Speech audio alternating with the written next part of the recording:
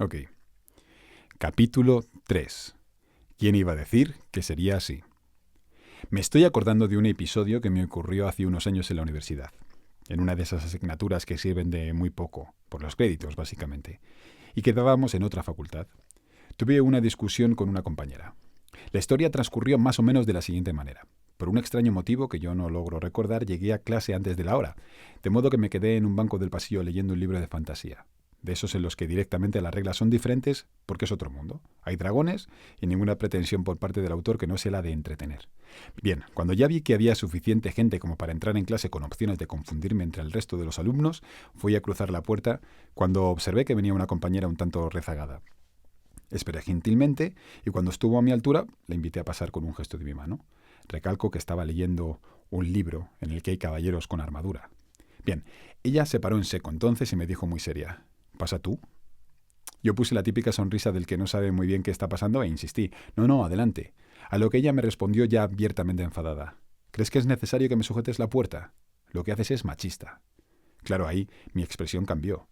Es cierto que hasta entonces yo nunca me había planteado la posibilidad de que el gesto de hacer pasar primero a una dama pudiera ser considerado machista, pero lo que sí que tenía meridianamente claro es que yo podía ser muchas cosas, pero no machista, para nada. Así que me molesté. Ahí comenzó una discusión muy interesante, que de paso nos sirvió de excusa para no entrar en clase, que podría decir que en cierto modo marcó un cambio en mi manera de entender muchas cosas. No sé si ella venía quemada por algo y lo quería pagar conmigo, pero tuve suerte porque de esa charla aprendí mucho. Nos quedamos en el pasillo y ella, nunca llegué a saber su nombre, comenzó a decirme que dejar pasar primero a la mujer es un gesto de condescendencia que a ojos de muchas puede ser insoportable. Yo soy un discutidor nato. Estuve tentado a defenderme, pero creo que en aquellos años ya estaba empezando a entender la importancia de conocer nuevos puntos de vista más allá de la simple victoria dialéctica. De modo que me callé y escuché atentamente. Como si ella tuviera el discurso aprendido de carrerilla, me habló de costumbres que a su juicio eran sexistas, como retirar la silla para que se siente la chica en el restaurante, servirle primero, abrirle la puerta del coche, invitar en una cita, acompañarle hasta la puerta del portal o ceder el asiento cuando no hay para los dos. Ella hablaba de equidad de trato, porque las mujeres habían dejado de ser menos agentes pasivos de la sociedad. No eran muñecas débiles a las que cuidar, eran capaces y exigían ser tratadas como tales, porque todos somos iguales. Me preguntó si yo le retiraría la silla a un amigo. Le dije que no lo haría, que tenía razón. Pero evité sacarle mi pero. Es cierto que no le retiraría la silla a un amigo, pero tampoco le besaría la boca. Yo entendía que hombres y mujeres nos tratamos de maneras diferentes los unos a los otros porque sentimos que somos diferentes. Pero no dije eso. Le dejé seguir hablando porque me aportaba una perspectiva de la realidad de género enormemente interesante que yo, en aquellos años, aún desconocía. Me cautivó la pasión de su discurso. Vi en sus ojos el mismo ánimo, la misma exigencia y la misma búsqueda que había en los míos cuando hablaba del menosprecio, la discriminación y los estereotipos que rodean y persiguen al negro dentro de las sociedades blancas. Por un lado, aprendí de golpe que la lucha de las mujeres por la dignidad estaba muy lejos de ser caprichosa o tonta. Ellas, como grupo, habían sido, y siguen siendo, maltratadas en prácticamente todos los sectores de la sociedad. Las mujeres no eran las compañeras del hombre, eran sujetos independientes, válidos, útiles y productivos que demandaban el reconocimiento del rol que desempeñaban en el desarrollo de las sociedades, así como su derecho a escribir sus destinos. Antes de seguir con el tema de las mujeres y su lucha, voy a hacer un pequeño excursus. Esa palabra la aprendí de mi profesor de literatura del instituto y creo que no la había usado nunca antes. Yo siempre me he sentido una persona luchadora. Me inclino siempre del lado de los que tienen menos, del débil, porque entiendo que es quien más lo necesita. Creo en la justicia con mayúsculas, en el respeto más allá de la simple palabra. Y he expresado orgulloso mis simpatías hacia los pueblos nativos americanos, el colectivo de gays, lesbianas y transexuales, a los desheredados del mundo, los explotados, los desfavorecidos. Pero hasta que no oí hablar a aquella chica, nunca llegué a entender hasta qué punto el tema de su lucha era realmente importante y justa. Como es lógico, sabía de la existencia del machismo y lo criticaba, pero definitivamente no lo entendía hasta aquel día. Eso me dio mucho que pensar después, porque me di cuenta de algo un tanto desalentador. Las injusticias no se revelan mágicamente ante nosotros como algo irrebatible. No puedo saber qué siente una mujer hasta que ella no me cuenta lo que siente, porque yo no soy una mujer, e incluso después de que ella me ilustre, el ejercicio de empatía debe ser muy grande. Yo sentiré en el momento su razón y su lógica. Me pondré de su lado y ofreceré mi apoyo, pero nunca sabré cómo es su sentimiento y continuaré mi vida cotidiana olvidando que su pelea es constante, mientras que mi interés se limita a momentos puntuales.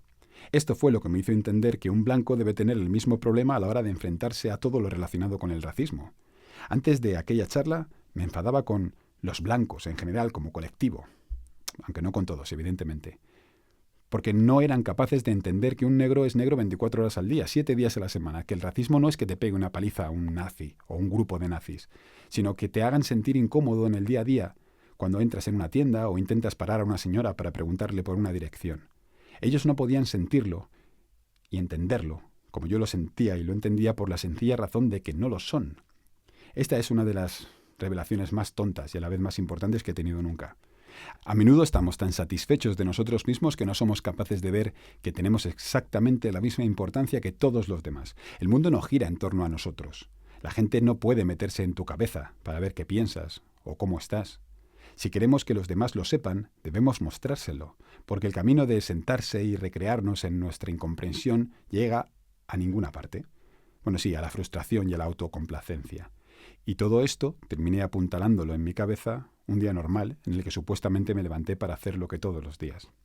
Como el cerebro se mueve mucho más rápido que nuestra propia conciencia, mientras la chica hablaba, yo hacía la comparación mental de su lucha con la de los negros. Pensé rápidamente entonces en la doble discriminación que sufrieron y aún siguen sufriendo hoy en día las mujeres negras. Claro, era como lluvia sobre mojado, infravaloradas en la calle por su color y en su casa por su género.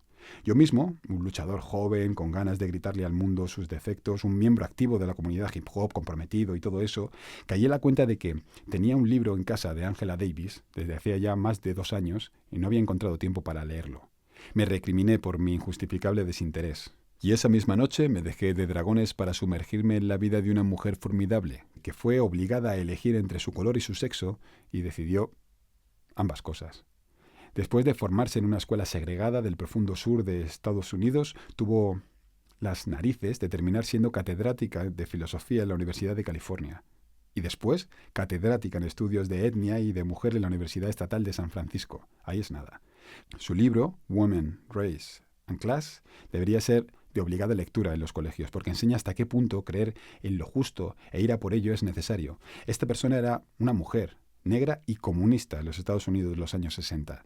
Lo de negra y mujer le vino impuesto, pero lo de comunista te da una idea de hasta qué punto era, y es, una auténtica provocadora.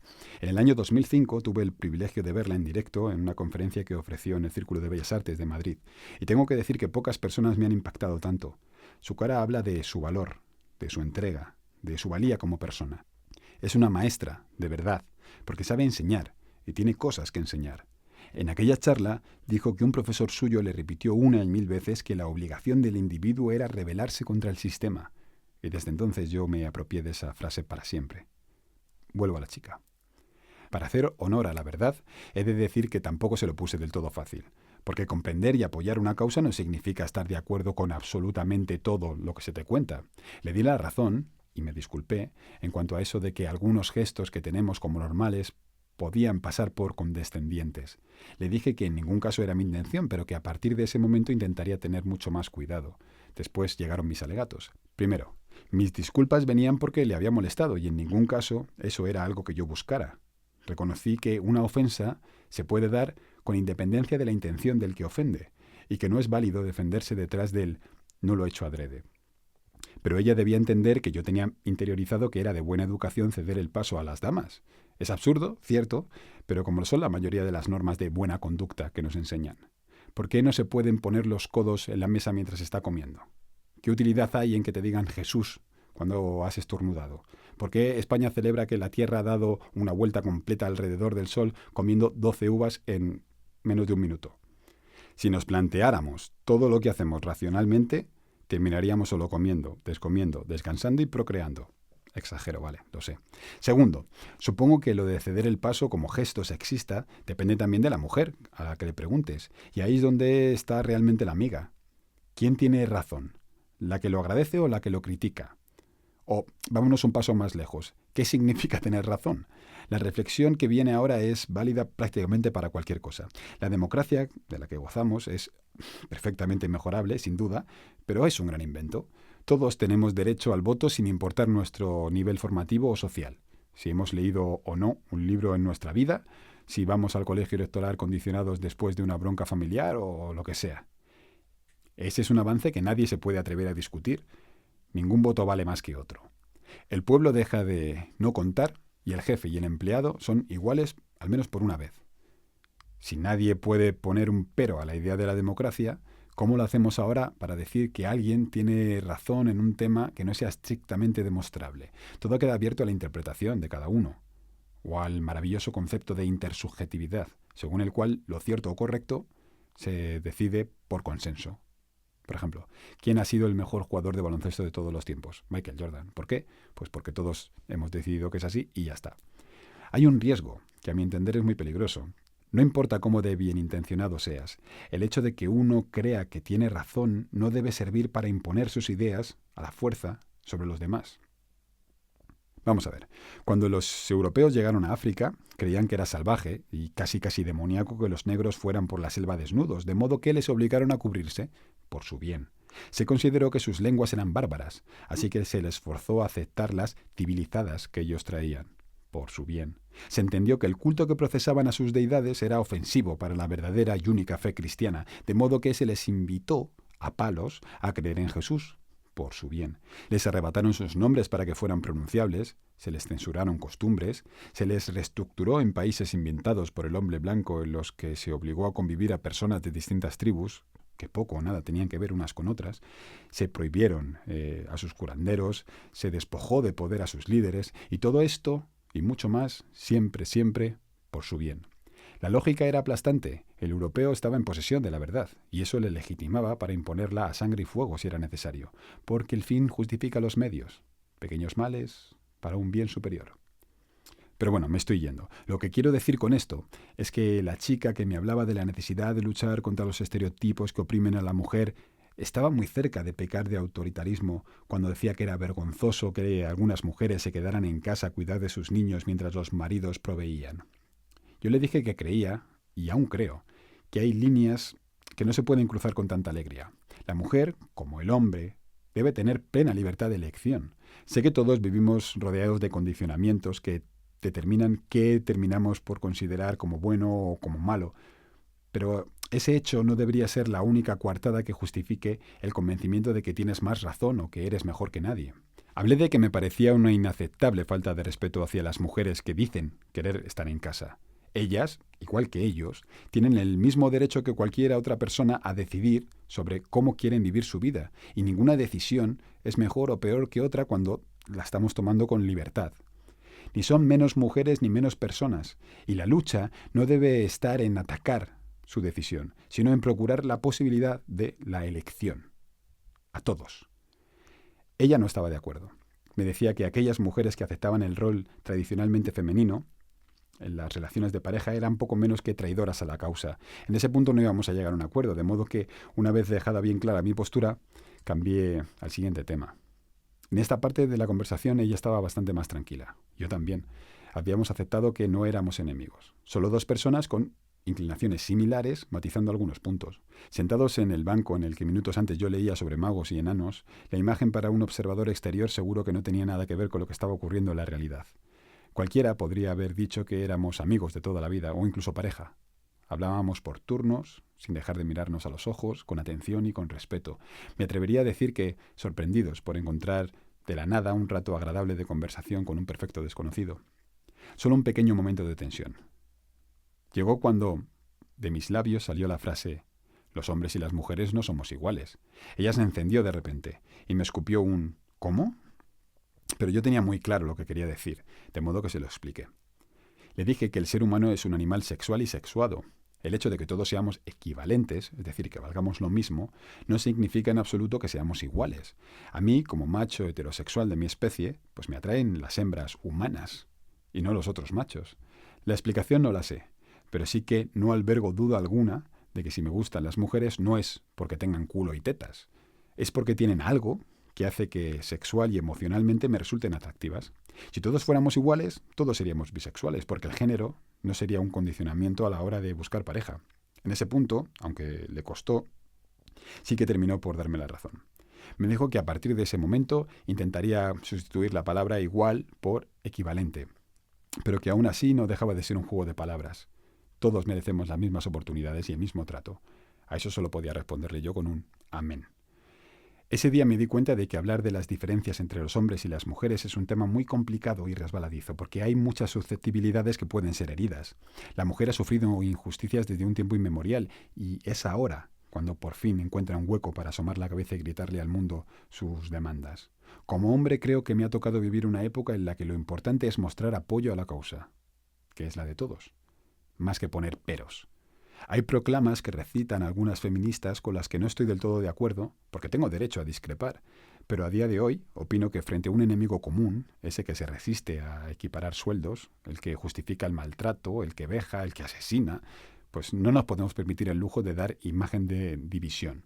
Todo lo que tiene que ver con el tema del machismo ha de ser tratado con extraordinario tacto, y aquí no hablo de condescendencia, hablo de justicia histórica. Quizá por eso de lo de la relatividad que hablábamos el otro día, es posible que ella nunca llegara a considerar esa conversación como especial, pero la verdad es que a mí me aportó mucho, tanto como para nombrarla en un diario 10 o 12 años después de que ocurriera, y reforzó mi idea de que es totalmente cierto eso de que nunca sabes qué día puede terminar por ser distinto. Me estoy contradiciendo, ¿no? Propósito: salir a la calle atento para que no se me escape ninguna posibilidad de vivir una experiencia especial. Es más, no descarto buscarla activamente. Fin del capítulo 3.